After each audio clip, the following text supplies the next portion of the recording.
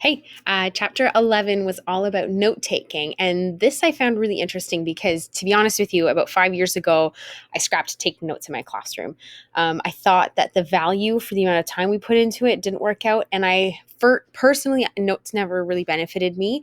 What benefited me was the consolidation or the end of unit, like cramming it down into one sheet of paper. That's where I got the most benefit out of it.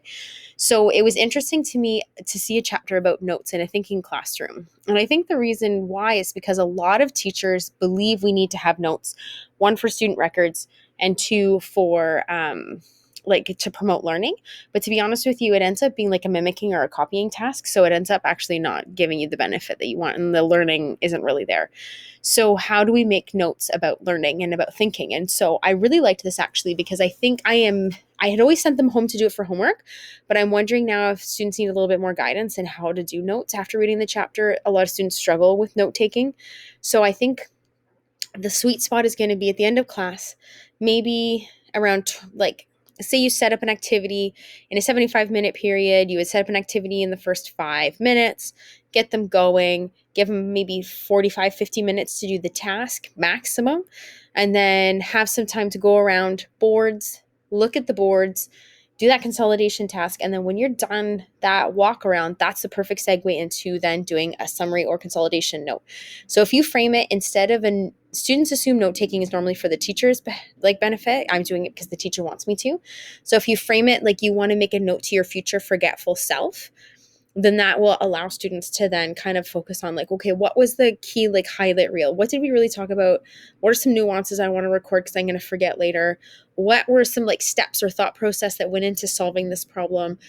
What kind of things did I learn today that I can't just look up in a textbook, like that kind of stuff. And so a lot of students benefited from something we do already, which is graphic organizers. So especially that Friar placemat model where you have examples of what it is, what it isn't, what it looks like. So drawing a picture, a worked example with some steps on it. That's a really great model. You can leave it really open, or you can even say, for example, there's going to be 6 lessons to make a unit. Then you could get the kids to fold their paper in six, and they have one square front on the front, or if you wanted to use front and back, then you could do two squares to summarize everything you've learned that day. So by constraining the students, you'll end up giving them a little bit better information and help them out with that. The other really cool task they did was they said on the first day, or after your first lesson, when you do note taking, give the students 10 minutes as a group to come up with what a good note looks like and what information they think was needed on their whiteboards. And then give each student 3 sticky notes, and they go around to all the whiteboards and they put a sticky note next to the thing that really resonated with them or they thought was a really beneficial thing to include in that note. And then as a class, you can go around and look at all the sticky notes and say, okay, so what were all the things that we noticed that were really beneficial? And then turn that into your classroom norms for that note taking, just to kind of help students get into this new frame, instead of mimicking or copying everything the teacher writes down.